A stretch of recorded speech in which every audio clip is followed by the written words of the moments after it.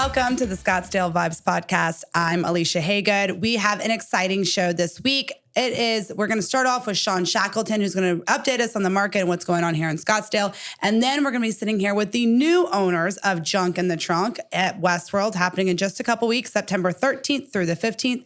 Heather Nash has taken over the reins, and we are going to put her on the spot. She's so nervous. She's looking at me right now, guys. We're going to put her on the spot. I'm so excited. We all know this is the time that we save up all our money for the year to come out and spend it. Sans husbands at home, or maybe they come along depending on how good yours is. But stay tuned. We have a great show coming up.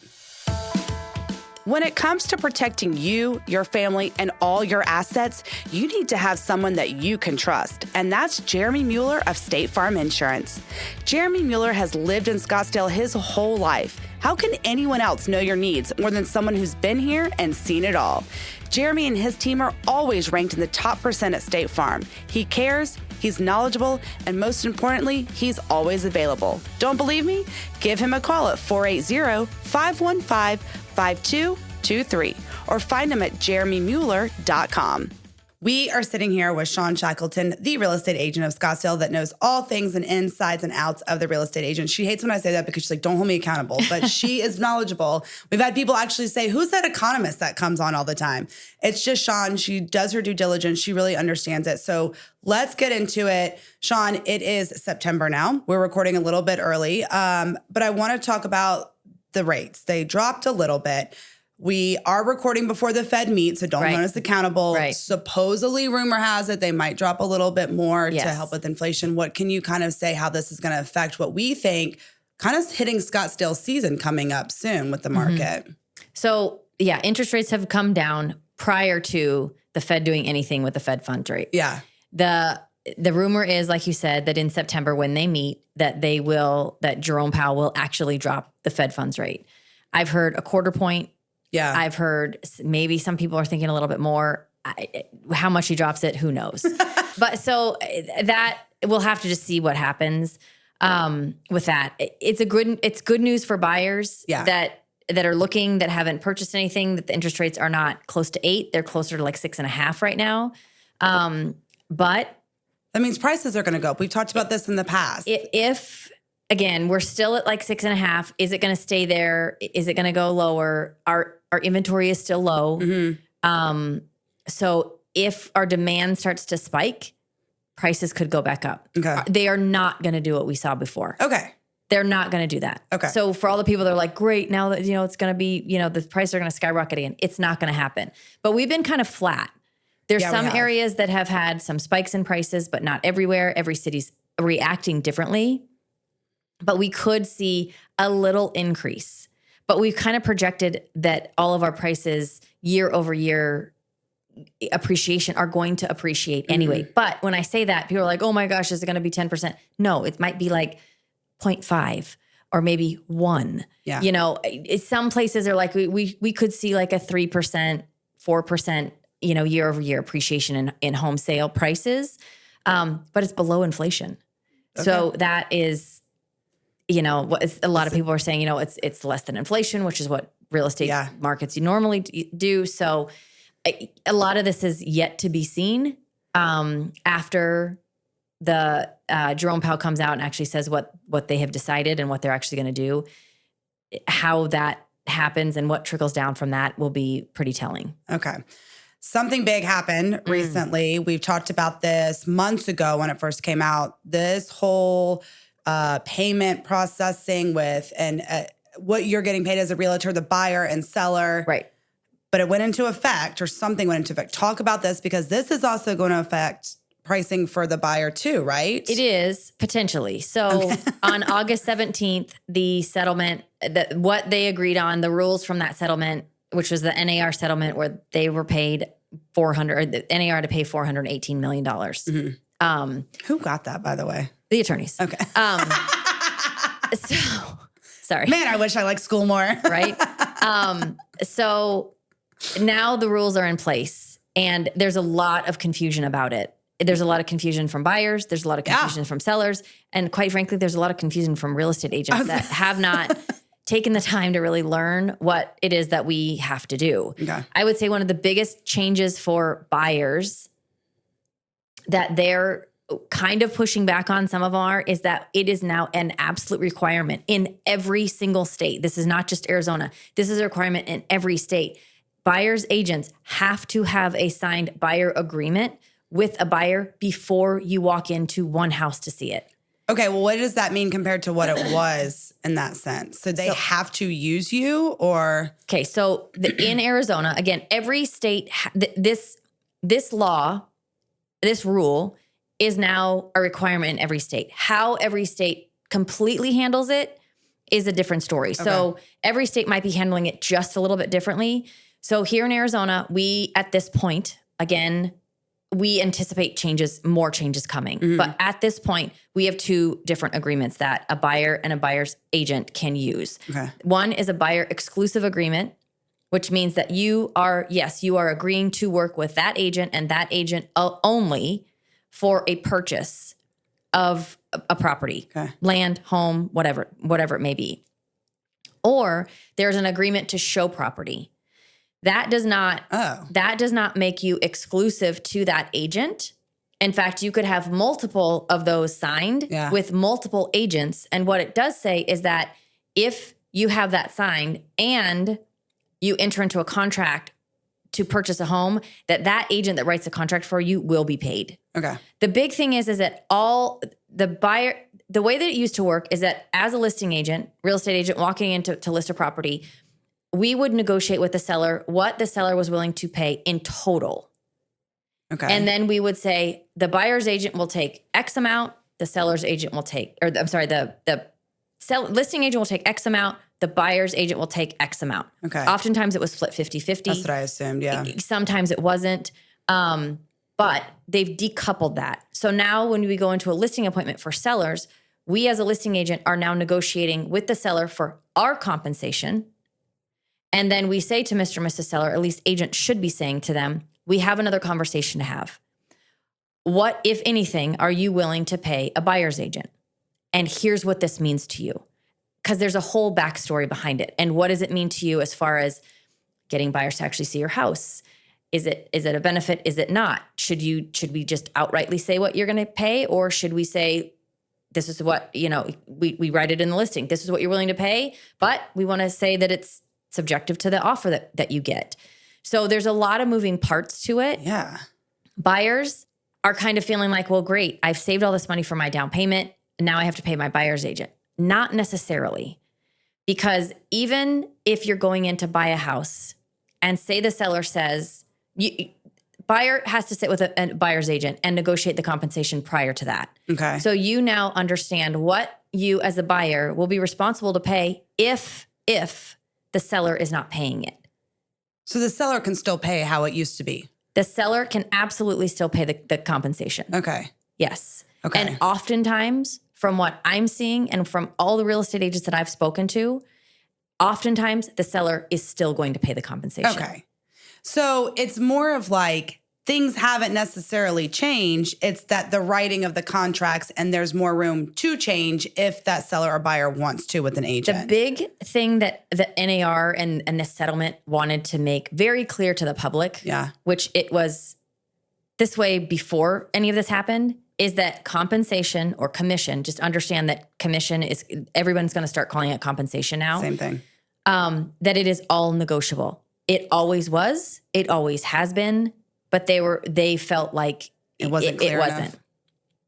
Okay. So now there's a lot of other scenarios that could happen when you're a buyer. You could walk in and you could say, I want the seller to pay for this, the compensation. The seller says, I'm not paying for all of it. I'll pay for half of it. And so now the seller's paying for half and you as a buyer is paying for half. I just spoke to a lender of mine the other day, and she was saying the other thing that we have to make sure is that when we do a pre-qualification, we know what they have committed as far as the commission is concerned. That makes sense. Compensation, because they have to now qualify the buyer based on what the potential compensation could be so that they know if they can qualify with that. Mm-hmm. So it's really... It's funny. I had another client of mine email and say, "So what has changed?" And I'm like, everything and nothing all at the same time. I mean, really, that's what it is. That's what I'm hearing. Yeah. It's everything has changed, but nothing has really changed. It's just that now we have a ton of paperwork. It's really confusing for the consumer because, and I've said this to other people, we just had a ruling come down a few years ago that required portals like all the, like the realtors and the Zillows and all those to put in what the buyer compensation was so that it was more transparent for buyers. To understand if they found something on any of those portals, they could say, I already know what my buyer's agent is going to be paid. So they felt like they were being steered into listings and homes that were paying more or less or whatever. So that was put in. And now they've taken it all away. So no compensation can be in MLS, which means it's not going to be in Realtor.com. It's not going to be in Zillow. It's not going to be in anything. We cannot advertise it in MLS. We can advertise it on our websites. But that means that buyer has to go to your specific website to find it. That's not going to help the seller. So this is why you have to have a conversation with the buyer's agent. And the thing for me, I look at this and I go, okay, it really, if you are working with a full-time professional real estate agent that understands the ins and outs of the market and understands what is going on with his contract, could it be a gigantic benefit for you as a buyer? Absolutely. Absolutely. Because we're in it every day. Yeah. I've heard also that buyers agents are saying, my buyer has instructed me not to show any houses that are not paying compensation. Oh. The problem comes, how do you know that the seller won't pay compensation? You have to have that conversation before you go in. You can, but we have another document that that asks them to pay for it. And it's just the same thing. If I say you were looking at a house that was $800,000. Yeah. And you said, do you think the seller would negotiate? And I said, well, let me call the listing agent. Let me have a conversation with them and see what I can find out. And I call the listing agent and I say, what do you think the seller's going to pay? Ethically, this is what they have to say. $800,000. That's what the seller will take. Okay. Does that tell me that you should not make an offer on the house? No. It's the same thing with the compensation. Okay. So as a buyer, if you instruct your buyer's agent, don't show me any, I think you're short-sighted. Well, I agree with that. I mean, you're absolutely short-sighted because you don't know going in until it's time. Right. You could miss out on the house of your dreams and the exact one you're looking for because you don't, you're narrowing Now, I will down. tell you that I've heard some other agents say that they've had conversations with buyers and their buyers are wanting to get really tricky with how the compensation's paid and all that. The problem comes is that per our rules, it all has to be very spelled out. It has to be very clear. Yeah. It can't be X for this and this Y for that. And it has to be very clear. I think that's where the whole lawsuit came from was the confusion of it. So now they're just trying to do the same thing, but you have to have clarification. It just has to be in plain language. Yeah. Unfortunately, the contracts were written by attorneys, so we have to, decipher that. But again, I hope that this might weed out some of the unethical agents that are out there because they're out there. Because it does take transparency and it does take a conversation with buyers, which I do not think is a bad thing. No. They need to understand a good real estate agent and they need to understand what it is and they need to understand what is expected or what could happen. It's like, look, we could get into a situation that we're negotiating for this and the seller's only willing to pay X. You and I have already agreed that you would pay Y. Yeah. How are we going to deal with that? I need you to know that this is what's going to happen. Yeah. So it's a lot of conversations, but so that's what I was going to say. It's just a tough conversation that has to be had. Well, and it's the big thing too is that understand that if you as the buyer negotiate with your agent that your compensation is going to be, say, I'm going to use bananas because I've been told by the attorneys that that's what we have to use. They're going to pay 5 bananas. Okay. And your compensation agreement says that you are only going to make 4 bananas. Oh, so where's that extra banana coming from? That additional banana, again, it's all going to be based on the paperwork that's done. But that additional banana goes to the buyer. It does not go to the agent. Oh. So there's a lot of nuance to it. A lot of it has to do with how the compensation is handled either prior to writing the contract or during the contract, execution.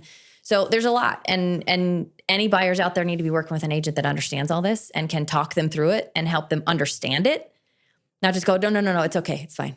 Well, that's what's going to weed out the good from the bad. So hopefully. Yeah. which is why you got to call Sean Shackleton, the Shackleton Group, because if we just talked about this for 10 minutes, imagine what else like she knows and understands. And she is a buyer protector, for both buyer and seller. And it works for both though. So for someone like you, when you represent both sides, sometimes I guess that's, again, dependent upon the buyer and seller. Well, you have to understand, too, because some of the buyers are saying, well, then I'll just go directly to the listing agent. And there's two things that can happen. One, you walk in and you don't realize that you've just hired the agent kind of to work for you. But you're signing a dual agency form that basically says the agent's working for you, but their fiduciary responsibility lies with the seller. So they don't really represent you. Yeah. Or you're walking in and you're an unrepresented buyer and you have to sign that document, too, that basically says, hey, Mrs. Buyer, you have no representation. I, as the listing agent, don't have to tell you about timelines. I don't have to tell you about anything. Yeah. My fiduciary responsibility still, again, lies with the seller. I am not representing you in any way, shape, or form. Yeah. So it's tricky. I mean, and some buyers are okay with that. They've done it enough and they've been in the business and they're okay with it and it works for them. Yeah. Other buyers, I would not advise it. No, for some first, second home buyers that are so new. I've said this. I'm like, they're like, well, why do we need a buyer's agent if we can just do this? I'm like, well, there's a lot of reasons. You're not going to know maybe what to negotiate for repairs. You're not going to know to negotiate for, HOA stuff. I mean, there's just so much in the contract. And then when you get into the inspection period and things come up and you go, well, maybe I want to have this looked at or that looked at. Who do I call? Guess what? A really good real estate agent has a deep Rolodex. Yeah. And I can get stuff found out for you. I can get quotes. I can get all that stuff probably in about 10 minutes where you're like, who do I call? I've got him on speed dial, and then I've had the conversation of like, well, then I'll just hire an attorney. I've talked to attorneys and they're like, I'm telling buyers if they come to me, go hire a real estate agent. Yeah. Don't hire me. Right. Because the attorney's not going to go show you property. No. And they're not a real estate agent. They will write the contract for you the way you tell them. They will not go to the inspection.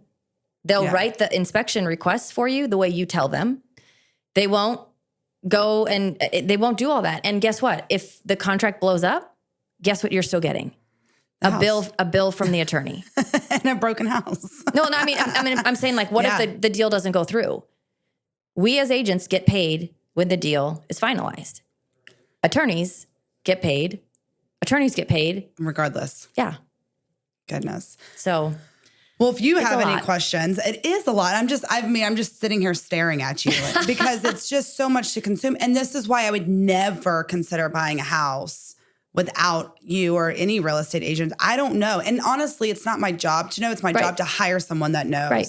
And that's where you come into play. And that's why it's so important to make sure you hire someone that understands you, your needs, your wants, your desires, to make sure that you get those. And understand, if you're really going to enter into a buyer exclusive agreement, like I'm not saying that you should hire the first person that you talk to. No. You should maybe talk to a few people see who you feel is the most qualified and knowledgeable and helpful and all of those things that are important to you. Yeah. And hire that person. Agreed. You can start by the Shackleton Group. Go check out Sean. She has an amazing YouTube channel with lots of information as well. You can find her, her website in the description of this episode, on our weekly newsletter and more. But thank you. I enjoy you coming in every month to talk to us because you really do inform and educate us. At the end of the day, you have that buyer and seller's best interest at heart. And I know that's your purpose behind what you do. And that matters the most to you. And that's why your YouTube channel is also so informative for that as well. So I did a video about this just the other week. I know. So. It does. And again, I thought about it. I'm like, it doesn't even talk about all of it because it's just so much. Oh, we could do episodes on this kind of thing. All right. Well, stay tuned. When we come back, we're going to have Heather Nash, the new owner of Junk in the Trunk, coming up for this, coming up in a couple weeks for the new Junk in the Trunk at Westworld. So stay tuned. We'll have more. Get your wallets out because the biggest shopping weekend of the year is right around the corner. That's right, Scottsdale. Junk in the Trunk is happening at Westworld September 13th through the 15th. Home crafts, vintage, refurbished, and so much more is right at your fingertips. And this year may be the same event, but behind the scenes is all new owners. Heather Nash and her husband is here to tell us about all the great things to expect at this year's event. So Heather, welcome to the podcast. And first of all, a huge congratulations because this is a big deal. Junk at the Trunk is really well known here in Scottsdale. It's crazy and it's iconic and I can't even believe it's happening. Are you like pinching yourself? Like, I really did this, didn't I? Yeah, for sure. It's crazy. Well, let's talk about that. You actually used to be a vendor at the event for 8 years, you were saying. 8 years, yeah. I want to talk about going from vendor and talk about that kind of chaos, because I really think your experience and knowledge with being a vendor is going to be so beneficial to you as an owner, because you have been in that place of all these people coming in. So Junk in the Trunk is our fourth business. I do own a vintage clothing store in downtown Mesa. We also owned an automotive airbrush company in the early 2000s. And my husband, Martin, is also a tattoo artist. So it's not a new thing. Artistry for us. is definitely in your blood. Artistry and vintage collecting is definitely in our blood. I think being a vendor for 8 years, I dressed Coley and Lindsay every Friday night for the market. Oh, did you really? I always did the news with them. They were friends. They had another company, The Foundress. I was a member of that as well. So it was like a year ago. They were in the store getting outfits for Friday night. And Coley was like, do you want to buy it? And I was like, The outfit for you? Like, what are we talking? No, like Junk in the Trunk. Do you want to buy it? I was like, I don't know. I'd probably be good at that, but I don't know. And then every time I saw them after that, it was just a conversation that kept coming up. And finally in January, we started having real conversations about it. And here we are. Did you ever see yourself as like taking that next leap with Junk in the Trunk in general? Not necessarily with Junk in the Trunk in general. My store, I always wanted to have a vintage clothing like expo. Like in California, they have like vintage clothing only markets and stuff. I always pictured myself doing something like that. Yeah. I worked for another company that did expos for a while, so I have done shows at Westworld with over 200 vendors, so I have a little bit of knowledge and experience there. So you came even as terrifying as it is, it'll be okay. It will be okay. Yeah. You have to take a leap of faith to try anything in life. It's as soon as like starting that store of yours, is a leap of faith kind of thing. Talk about being a vendor, just a vendor in that aspect, because you can go online and see the videos of like the fast forward videos of setup and the U-Hauls driving in, the big garage doors. Talk about that kind of adrenaline and that rush and that excitement and that chaos, because there's so much work to go in for people like me who just hand you my credit card and buy your goods kind of thing. Oh, it takes vendors like weeks and weeks to get ready and prep and load. And, move-in day, we start at 7 a.m. and then we close the doors at 9 p.m. And that's on Thursday. We have time slots for everybody to move in. Is that the only day you get for setup, and starting with your time slot? Well, since we don't open until 4 p.m. on Friday, they get to come in Friday morning, and then they have out, about 6 hours. We open about 9 o'clock for them to come in. And it's a lot of work. Everybody's tired and exhausted, but when the stores open at 4, it's like, woo!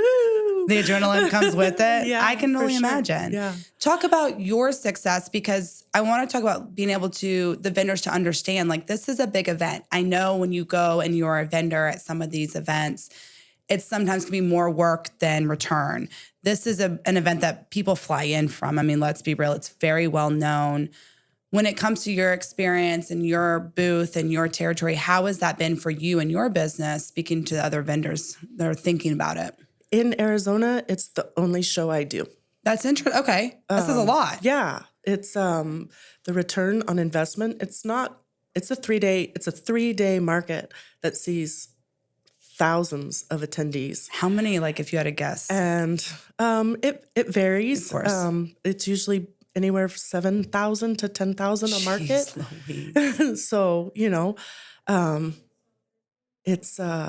it's pretty crazy that many people want to come out and see all the hard work and purchase from the vendors and the brands that, we carry. Yeah. That we Let's show talk up about for. what we can see there. So it is a vintage market. So everything there does have to be used, refurbished, all that kind of stuff. So since 2020, the market has taken a little bit of a different direction. There is a lot more artisanal goods, a lot of handmade, local small businesses.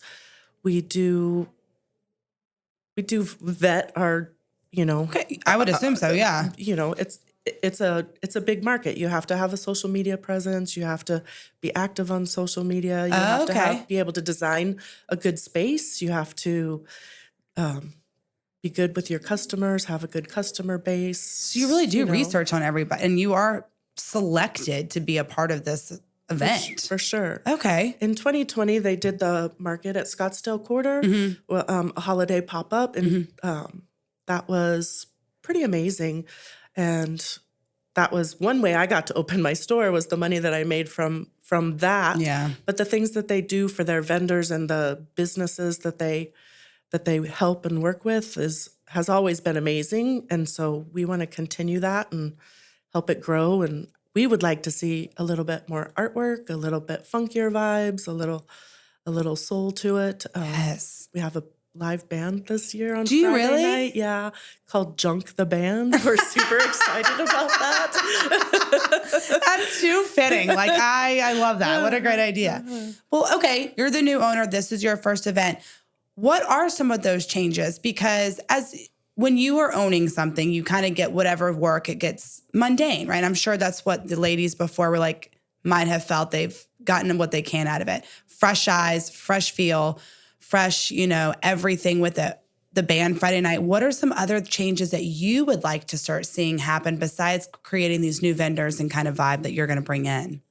Just really the vibe. Number one was music.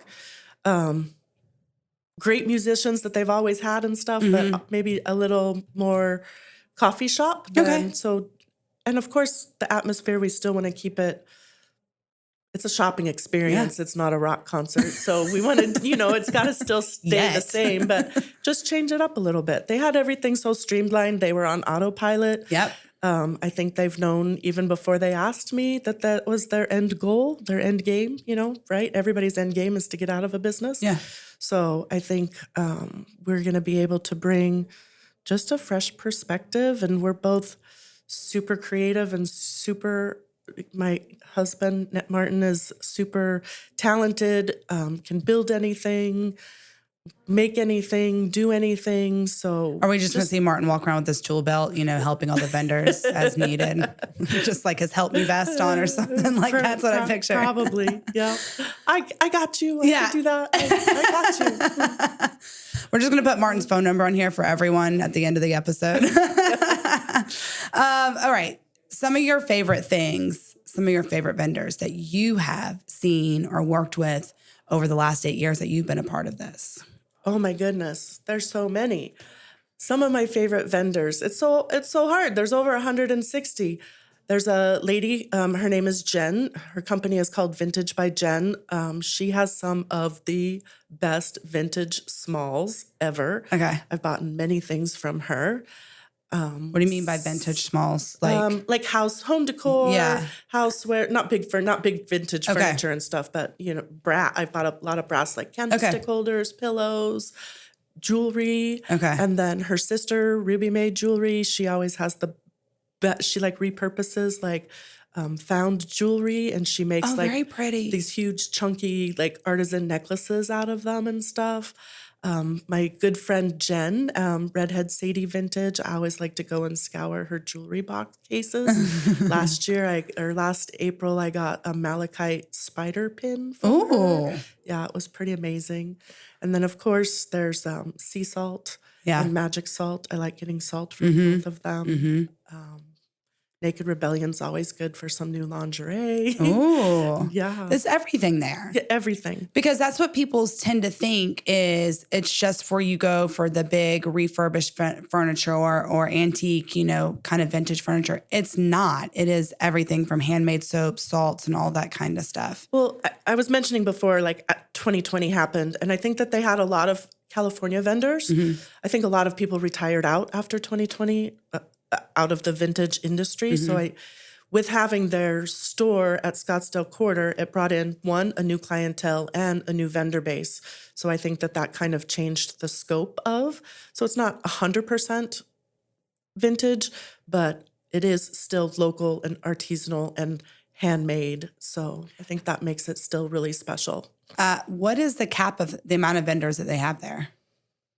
Right now, this year, we have 166, and I don't think I could fit any more. I mean, if we changed the floor layout and stuff and really packed them in there, but we have 166 That's crazy. vendors. Yeah. How long do you think it would take you to go through? 3 days? Well, Friday night VIP ticket is the best to have because you get to come back all 3 days. So. Let's talk about that. It starts Friday night at 4 o'clock. You kind of mentioned that earlier. Talk about the tickets, how it works, and all that. Okay, so right now tickets are on sale online. JunkInTheTrunkVintageMarket.com. You can purchase tickets up until I think the day before the show online. It is discounted price, then and it's a little bit higher at the door. So Friday night is a VIP ticket. You get Junk, the band. We're gonna have shopping bags and a drink ticket for everybody that comes Friday night. And it's VIP shopping. You get to see everything first. And then Saturday morning, the 14th, we have an early entry ticket. And the VIP ticket online right now is $50 and it will be $60 at the door. Okay. And then Saturday early entry ticket is 8 a.m. to 10 a.m. Okay. You also get just a shopping bag, but it helps pile all your goods in there. And that is $25 online right now and $30 at the door. And then we do have general admission, which is Saturday and Sunday, 10 a.m. to 3 p.m. And that is $8 online right now and $10 at the door. If you come and you buy your tickets at the door, if you're wearing an old Junk in the Trunk vintage t-shirt or active military or retired military, or you bring canned foods for Harvest Compassion, you get $1 off your ticket. So that's huge. I love that. Yeah. Little key. Yeah. I don't have any of the old vintage shirts, but I definitely have some canned goods. I can donate instead. And I always tell everyone I'm not good enough to be in the military, so thank you all for your service. Thank you very much for your service. I will not run from here to the mailbox. There's no way I'll survive the basic boot camp. Okay, so when you buy tickets for Friday night, is it all individual tickets? Is there a 3-day pass or anything like that? So when you buy a ticket Friday night, you do get re-entry all weekend. Okay. So it's good for all times, Saturday, and it's all day Friday, 4 to 9 on Friday, and then re-entry all weekend long. Because see, my mind is like, I need to go see what I want and buy everything on Friday night, come back with a U-Haul on Saturday to pack up. For sure. Yeah, and send my husband away for the weekend so he doesn't know. You can hide all the goods. Right, yeah. I know, okay. Just planning out there for you people out there. The Saturday morning early entry ticket also allows you to come. You can spend all day there, obviously, Saturday, but you can come back in on Sunday with that early admission tickets. And then you're doing something special for our listeners this year too, aren't you? We are. What are you doing for us? We have 2 tickets for our VIP Friday night, a giveaway. Yay! All right, so we're going to have information coming up, but stay tuned. Don't forget to follow us on Scottsdale Vibes podcast on social media, because that's where we're going to make all these big announcements together along with Junk in the Trunk, because like Heather said, this is the big event and she wants you there Friday night to enjoy the music, to get to see the vendors first and get all the goodies first and foremost before the rest of the world comes in for this big event. I mean, it's huge. I live right near Westworld and it's almost as much traffic as like the bigger events, like the rodeos, the Arabian Horse Show. And you know that a little bit more women than other events, but like you still have them coming in by the carload. So I'm very excited for you. Thank you. What are you most excited about for this year? Honestly, just that everything goes smoothly and getting through our first market. We really just took over at the beginning of July, and no big deal. Former owners are like super helpful, and I'm super thankful for them, but it's still nerve-wracking just getting through it. You'll do it. My last question that I ask everybody before they leave, Heather, and you are not getting out of the hot seat on this one, but what is your favorite Scottsdale vibe? Like, what's your favorite thing about Scottsdale? Because that's such a unique vibe. I grew up in Scottsdale. Did you? Yeah, right at 68th and Oak Street. Oh my gosh. So you're probably like a dozen of you I've met in 5 years I've been here. All right. So what's your favorite Scottsdale vibe then? This will be easy. I think my favorite Scottsdale vibe is Junk in the Trunk Vintage Market. Layup and score. I should have known that at this point. All right, everyone. I have the description and the link to tickets in the description of this episode. Don't forget to go check us out on YouTube if you are not listening to us and watching us on YouTube right now as well. Follow along Junk in the Trunk on social media and follow along with us on Instagram because that is where we're going to be doing the giveaways coming up next week. So stay tuned. Heather, a huge congratulations. Welcome to this event. I have no doubt you're going to be great at it with your past experience, your love and passion that you've been with this, talking to us today. So I'm excited for you and what the future holds for this event because it's only going to get bigger. I bet we can get up to 170 next year. Let's do it. She's like, okay, you put me on the spot. Let's do it. All right, stay tuned. We're going to have more events coming up besides Junk in the Trunk. Stay tuned. Buying a home can be scary and sometimes frustrating, but all of that can go away with the right realtor. And that's where Sean Shackleton with the Shackleton Group is here for you. Sean has over 25 years experience in real estate. She's here to get you what you want and won't settle for less. She's experienced, knowledgeable, and understands this market, which these days is always changing. Take the stress out of your next home purchase by calling Sean at 480-734-7277. You can also find her at theshackletongroup.com. Well, as you just heard, Junk in the Trunk is happening next weekend, September 13th through 15th at Westworld. VIP tickets start Friday night and get you access all weekend, so go take advantage of that. Or if you want to wait for the giveaway, be sure to tune in and follow us on social media at Scottsdale Vibes Podcast, as well as Junk in the Trunk. And we'll be doing a giveaway for 2 VIP tickets starting Friday night. So I'm really excited. And congratulations again to Heather and Martin, her husband. Another concert and fun time that's coming up for all you classic country fans, Jody Messina is coming back at Talking Stink. It's happening on Saturday, September 7th. There are still tickets available, so get them fast. I mean, she's a classic. How could you not love her? And if music is not your scene, but tacos and margaritas are, well, I've got the event for you. It is a tacos margaritas bar crawl happening here in Old Town, and it's happening on Saturday, September 7th. It starts at 2 p.m. for general admission, or get your VIP tickets and start a little earlier. It's going to start at the Hot Chick here in Old Town. Tasty tacos washed down with delicious margaritas on a sunny Saturday. I mean, talk about a Sunday fun day on Saturday. So go get your tickets before they're eaten up. I know you like that. All right, Scottsdale, have a great week. Keep vibing, and I'll see you around town.